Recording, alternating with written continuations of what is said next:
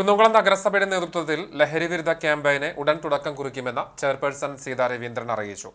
വെള്ളിയാഴ്ച രാവിലെ ചേർന്ന പ്രത്യേക നഗരസഭാ കൌൺസിൽ യോഗത്തിലാണ് ഈ തീരുമാനം. ഏപ്രിൽ 1 ഇതിനായി യോഗം ചേരും. വാർഡ് തല ജാഗ്രതാ സമിതികൾ രൂപീകരിക്കുന്നതടക്കം വിപുലമായ പദ്ധതികൾ ആവിഷ്കരിക്കും. മാതാപിതാക്കൾക്കുള്ള ബോധവൽക്കരണത്തിന് പ്രത്യേക ഊന്നൽ നൽകും. ലഹരിവിരുദ്ധ പ്രവർത്തനങ്ങൾ നഗരസഭയുടെ കീഴിൽ ആരംഭിക്കേണ്ട സമയം ഇതിനകം അതിക്രമിച്ചുവെന്ന് കൌൺസിലർമാർ ചൂണ്ടിക്കാട്ടി. ബോധവൽക്കരണം കൊണ്ട് മാത്രം ലഹരി മാഫിയയെ നേരിടാനാകില്ല.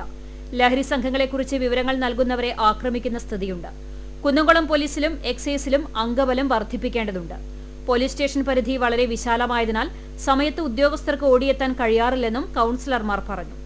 ചേരി നിർമ്മാർജ്ജനത്തിനായി കുടിയൊഴിപ്പിക്കപ്പെട്ട 9 കുടുംബങ്ങൾക്ക് 22 വർഷമായിട്ടും പട്ടയം ലഭിക്കാത്ത വിഷയം ലബീബ് ഹസൻ ഉന്നയിച്ചു.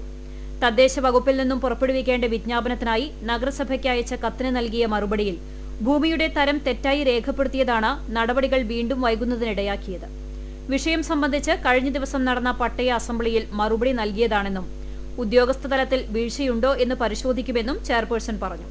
കൌൺസിൽ യോഗത്തിൽ നഗരസഭാ ചെയർപേഴ്സൺ സീതാ രവീന്ദ്രൻ അധ്യക്ഷത വഹിച്ചു.